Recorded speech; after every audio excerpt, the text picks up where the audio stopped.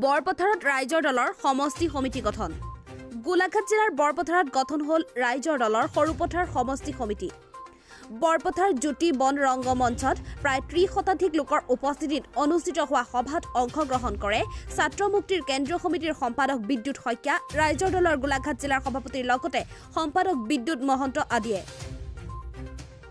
দীৰ্ঘদিনে ৰাষ্ট্ৰীয় ৰাজনৈতিক দলসমূহে অসমৰ খিলঞ্জীয়া জনতাক কৰি অহা শোষণ আৰু নিষ্পেষণৰ পৰা পৰিত্ৰাণৰ বাবে জন্ম ৰাইজৰ দলৰ বুলি কয় ছাত্ৰ মুক্তিৰ কেন্দ্ৰীয় সম্পাদক বিদ্যুৎ শইকীয়াই।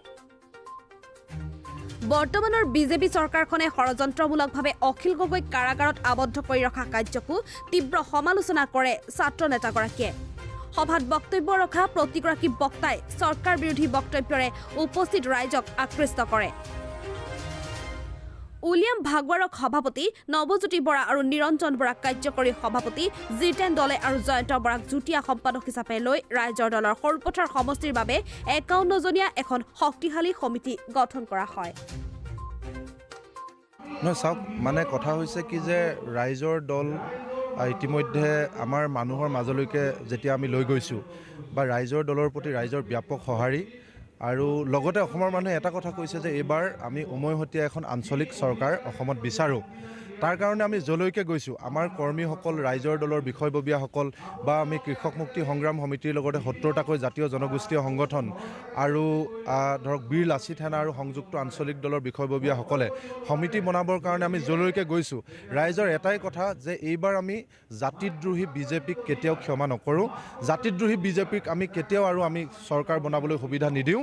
লগতে কংগ্ৰেছৰ কথাও ৰাইজে কৈছে যে কংগ্ৰেছ আৰু AIDFৰ যি মিলন, সেই মিলনকো আমি সহজভাৱে নলওঁ। গতিকে এইবাৰ আমি অসমত এখন বিকল্প আঞ্চলিক দলৰ চৰকাৰ বিচাৰোঁ।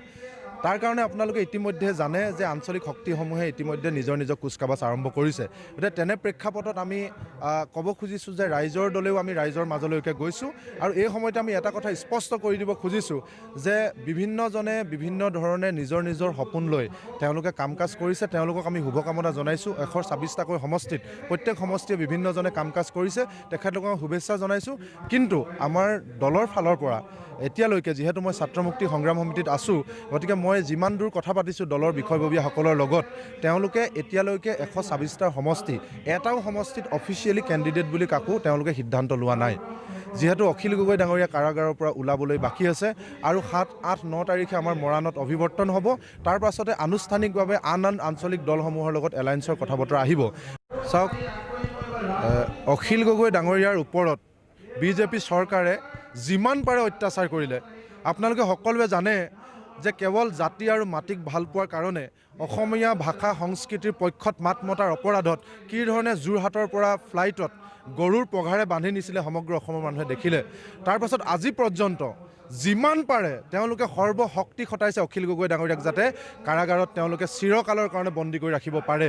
কিন্তু আমি কৈছোঁ যে সকলো বস্তুৰে এটা সীমা থাকে। এটা ন্যায় ব্যৱস্থা আছে। মাননীয় উচ্চ ন্যায়ালয়ৰ, উচ্চতম ন্যায়ালয়ৰ ওপৰত আমাৰ সম্পূৰ্ণ আস্থা আছে।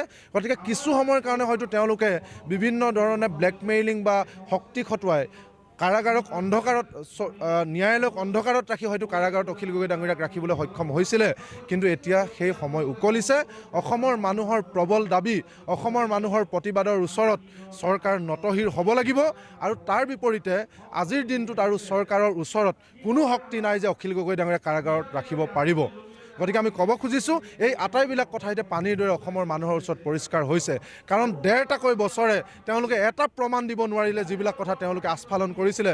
অখিল গগৈ যদি কিবা অনৈতিক কাৰ্যত লিপ্ত হৈছিলে, কিয় চৰকাৰে আজি পৰ্যন্ত তেওঁলোকে প্ৰমাণ বা সাক্ষ্য দিব নোৱাৰিলে? গতিকে আমি জানিব খুজিছোঁ যে আমি ক'ব খুজিছোঁ চৰকাৰক যে আপোনালোকৰ দিন উকলিছে। অখিল গগৈ ডাঙৰীয়াক আপোনালোকে এতিয়া আৰু শক্তি খটাই কাৰাগাৰৰ ভিতৰত ৰাখিব নোৱাৰিব। ন্যায়ালয়ে অহা ৪ তাৰিখে শেষৰ শুনানি আছে। কাৰণ আপোনালোক সকলোৱে জানে যে অখিল গগৈৰ ওপৰত ১৩টাকৈ ভুৱা গোচৰ জাপি দিছিলে। ১১টা অসম পুলিচৰ হাতত ইতিমধ্যে জামিন লাভ কৰিছে অখিল গগৈ ডাঙৰীয়াই।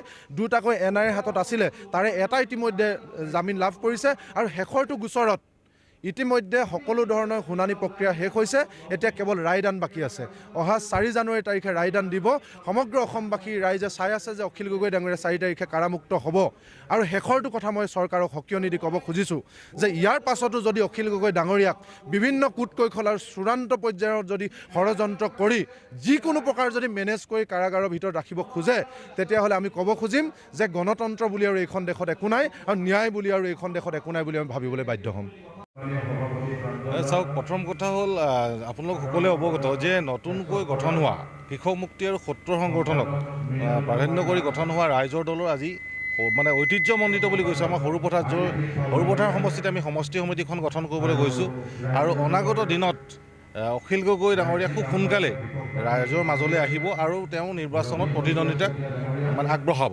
আৰু কথাটো হ'ল যে আমি সৰুপথাৰ সমষ্টিত আমাৰ যিহেতু ইয়াতে দৈয়াং টেঙানীৰ পৰা আৰম্ভ কৰি অজস্ৰ জনতাৰ যি মানে প্ৰতিবাদ যি দাবী সেই দাবীৰ ফলস্বৰূপে দলটো গঠন হৈছিলে আৰু ৰাইজৰ দলৰ প্ৰতি আমাৰ সৰুপথাৰ খুবেই আন্তৰিকতা আছে প্ৰত্যেকজন কৰ্মকৰ্তাই খুব কষ্টৰে লাগিছে ৰাইজলৈ এটা মানে খুব সুন্দৰ ফলাফল দিবৰ কাৰণে আমি নিৰ্বাচনত প্ৰতিদ্বন্দ্বিতা কৰিম আৰু আমি সৰুপথাৰ সমষ্টিৰ পৰা এজন যোগ্য আপোচবিহীন এজন নেতাক আমি বিধানসভাৰ মজিয়ালৈ পঠিয়াম যাতে ৰাইজৰ জ্বলন্ত সমস্যাবিলাক তেওঁ সজোৰে উত্থাপন কৰি তাৰ সমাধানৰ সূত্ৰ উলিয়াব পাৰে সেইকাৰণে আমি ব্যৱস্থা গ্ৰহণ কৰিছোঁ ৰাইজৰ দলে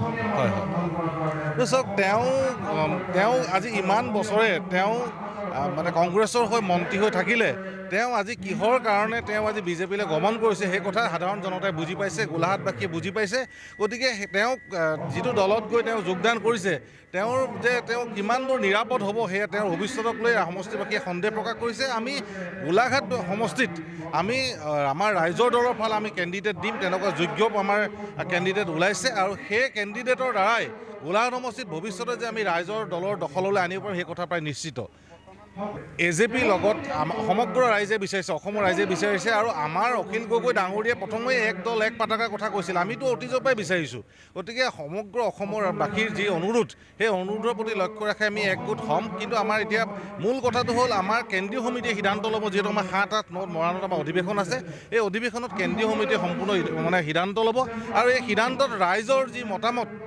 অসমৰ জনগণৰ যি সিদ্ধান্ত হ'ব সেয়ে চূড়ান্ত সিদ্ধান্ত হ'ব